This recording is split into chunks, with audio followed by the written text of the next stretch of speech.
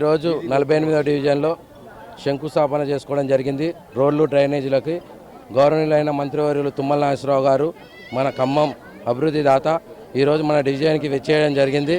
మన డివిజన్లో ఉన్న సమస్యలు కూడా మనం చెప్పడం జరిగింది. ఈరోజు ఏ సమస్య ఉన్నా అని సారు ఎమ్మటే పరిష్కరించి సమస్య తెలియజేస్తే ఎమ్మటే సారు చెప్పడం జరుగుతుంది.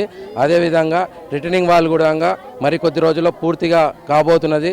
సారు స్వయంగా వచ్చి మన డివిజన్కి 10 రోజుల క్రితం కూడా డివిజన్కి రావడం జరిగింది.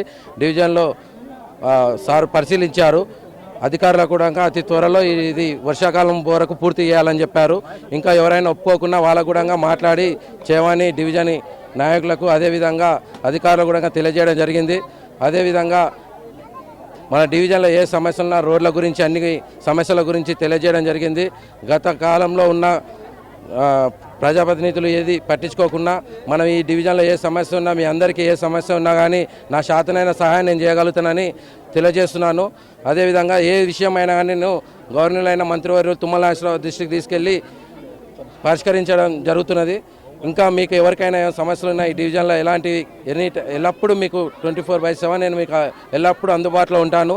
అదేవిధంగా మీకు ఇంకా రానున్న రోజుల్లో కూడా మన డివిజన్ చాలా అభివృద్ధి చేసుకోవాలి. మనకి అదేవిధంగా సన్నబియ్యం, ఉచిత గ్యాసు, ఉచిత కరెంటు, ఉచిత బస్సు, రేషన్ కార్డులు ఇంతవరకు గత ప్రభుత్వంలో రేషన్ కార్డు ఇచ్చిన ఘనత లేదు.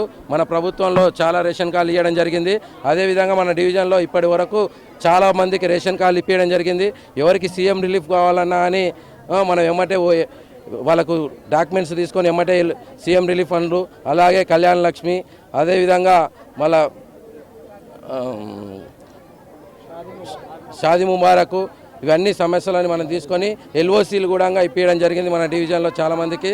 ఇంకా రానున్న కాలంలో ఎవరికి ఏ సమస్య ఉన్నా కానీ మన ఇందిరమ్మ చీరలు కూడా ప్రతి ఇంటికి మనం ఇవ్వడం జరిగింది.